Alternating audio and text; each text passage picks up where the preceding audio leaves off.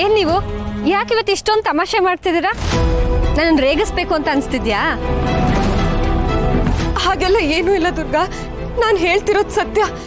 ನಾನು ಶರತ್ ಫ್ಯಾಮಿಲಿಗೆ ಸೇರಿದವಳು.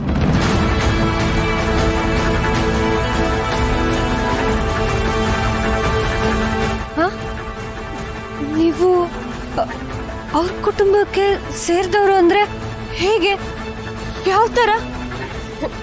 ನೋಡು ದುರ್ಗಾ, ಈಗ ಅದನ್ನೆಲ್ಲ ಎಕ್ಸ್ಪ್ಲೇನ್ ಮಾಡೋದಕ್ಕೆ ಟೈಮ್ ಇಲ್ಲ. ಪ್ಲೀಸ್ ನಾನು ಹೇಳಿದ್ದನ್ನ ಮಾಡು. ಮೊದಲು ಹೋಗಿ ಶರತ್ಗೆ ಈ ಮದುವೆನ ಆಗಬೇಡಿ ಅಂತ ಹೇಳು ದುರ್ಗಾ, ಪ್ಲೀಸ್ ದುರ್ಗಾ.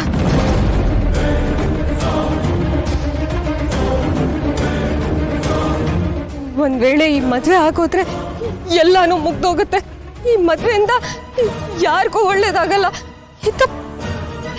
ಈತ ಅಪಾಯಕ್ಕೆ ಸಿಕ್ಕಾಕೋತಾಳೆ, ಅವಳ ಪ್ರಾಣಕ್ಕೆ ಕುತ್ತು ಬರುತ್ತೆ.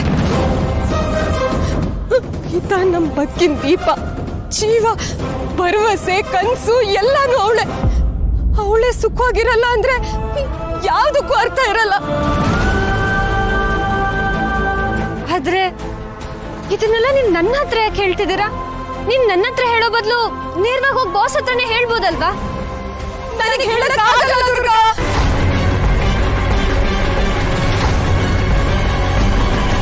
ಯಾಕೆ?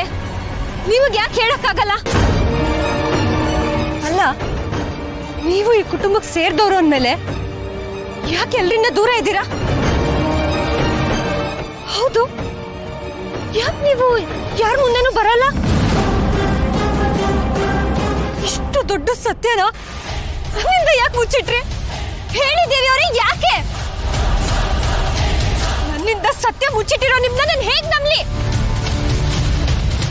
ನೋಡು ದುರ್ಗಾ, ನಾನು ನಿನಗೆ ಕೆಲವು ವಿಷಯನ ಹೇಳಲಿಲ್ಲ ನಿಜ. ಆದರೆ ಯಾವತ್ತಾದರೂ ನಾನು ನಿನಗೆ ದ್ರೋಹ ಮಾಡಿದ್ದೀನ? ನನ್ನಿಂದ ಎಷ್ಟು ಸಾಧ್ಯನೋ ಅದಕ್ಕಿಂತ ಜಾಸ್ತಿ ನಿನಗೆ ಸಹಾಯ ಮಾಡಿದ್ದೀನಿ ಅಲ್ವಾ? ನಿನ್ನ ಮನಸ್ಸಿಗೆ ಘಾಸಿ ಆಗೋ ಥರ ಯಾವತ್ತಾದರೂ ನಡ್ಕೊಂಡಿದ್ದೀನ? ಹೇಳು ದುರ್ಗಾ, ನಿನಗೆ ಯಾವತ್ತಾದರೂ ನಾನು ದ್ರೋಹ ಮಾಡಿದ್ದೀನ?